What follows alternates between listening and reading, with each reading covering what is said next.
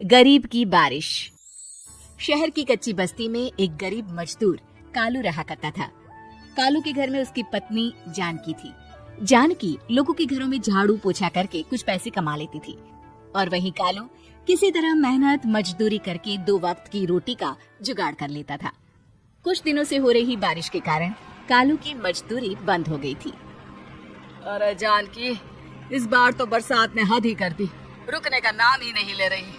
कुछ समझ में नहीं आ रहा, अगर इसी तरह काम पर नहीं गया तो 2 वक्त की रोटी का जुगाड़ कैसे होगा।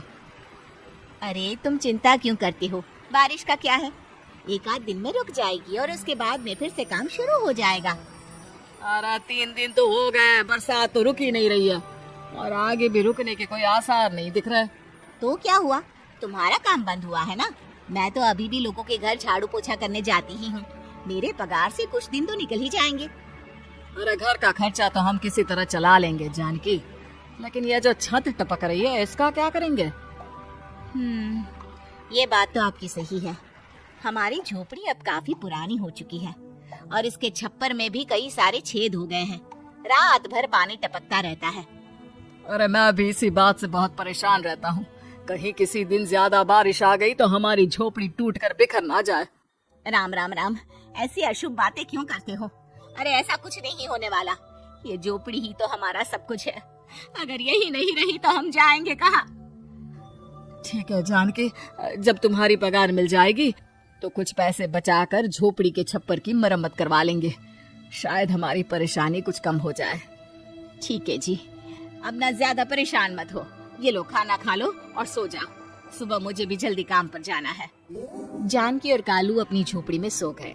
रात को अचानक से बहुत तेज बारिश शुरू हो गई। धीरे धीरे बारिश का पानी कालू की बस्ती में भरने लगा। पानी भरते भरते झोपड़ी के बाहर तक पहुंच गया था। सुबह के वक्त जब कालू और जानकी सोकर उठे, हे भगवान, ये क्या हो गया। बारिश का पानी तो हमारे घरों तक पहुंच चुका है। अब मैं काम पर कैसे जाऊंगी। रहने दो जानकी, तुम आज काम पर मत जाओ, ऐसे पानी से निकल कर जाओगी और बीमार पड़ गई तो लेने के देने पड़ जाएंगे। लेकिन अगर नहीं गई तो मालकिन लोग नाराज हो जाएंगे। आप जानते हैं ना, बड़ी मुश्किल से 1 दिन की छुट्टी भी नहीं देती है। अरे लेकिन जानकी, झोपड़ी के बाहर तो पूरी बस्ती में पानी भरा है, तुम जाओगी कैसे। जानकी जैसे तैसे करके काम पर चली जाती है, लेकिन अगले दिन फिर से बहुत ज्यादा बारिश होती है और बस्ती में ज्यादा पानी भर जाता है। आज तो मैं तुम्हें किसी भी तरह काम पर नहीं जाने दूंगा। अरे अगर तुम्हें कुछ हो गया तो क्या होगा।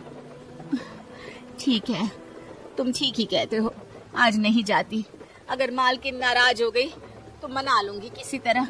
अरे मनाने वाली क्या बात है, जब तुम बताओगी कि हमारी झोपड़ी में पानी भर गया है तो वो खुद ही समझ जाएंगे ना। अगले 2 दिन तक तेज बारिश होने की वजह से जानकी, कालू और आसपास की बस्ती में रहने वाले सभी लोगों के घरों में पानी भर जाता है, जिसकी वजह से जानकी काम पर नहीं जा पाती।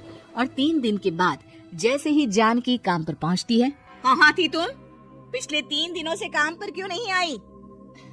मेम साहब क्या बताऊं, इतनी ज्यादा बारिश हो रही थी, हमारी पूरी बस्ती में पानी भर गया है और उससे भी ज्यादा तो मेरी झोपड़ी के अंदर पानी भर गया। आप ही बताइए कैसे आती मैं। इसका मतलब ये हुआ कि बारिश होगी तो तुम काम पर नहीं आओगी। ना ना, मेरे कहने का ये मतलब नहीं था मेम साहब। तुम जानती भी हो 3 दिन से कितनी परेशानी हो रही है मुझे, सारा काम मुझे खुद करना पड़ा। माफ कर दीजिए मालकिन जी, पर मैं क्या करती, आने के लिए रास्ता ही नहीं था, सब जगह पानी भरा हुआ था। बहाने तो तुझे बहुत बनाने आते हैं। जानकी देख, अगर अगली बार ऐसा किया ना तो फिर काम से हमेशा के लिए छुट्टी। अरे ना ना मालकिन, ऐसा मत कीजिए। बारिश की वजह से मेरे पति की मजदूरी भी छूट गई है। बड़ी मुश्किल से घर में 2 वक्त खाने की रोटी का जुगाड़ हो पाता है। आप मुझे काम से निकाल देंगे तो हम क्या खाएंगे।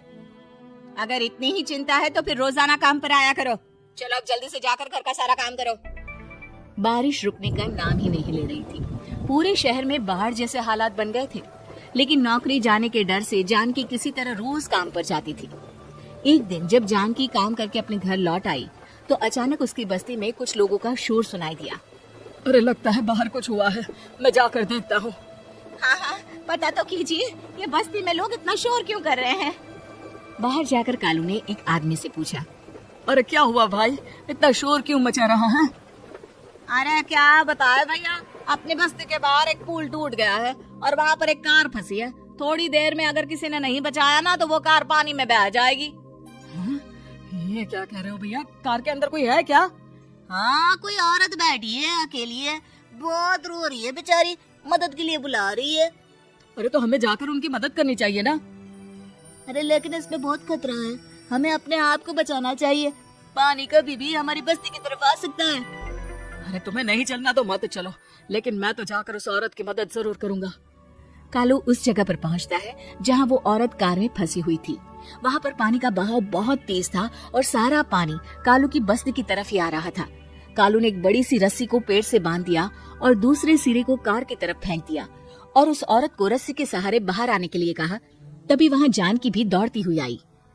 अरे ये तो मेरी मालकिन है, जिनके यहाँ मैं काम करने जाती हूँ।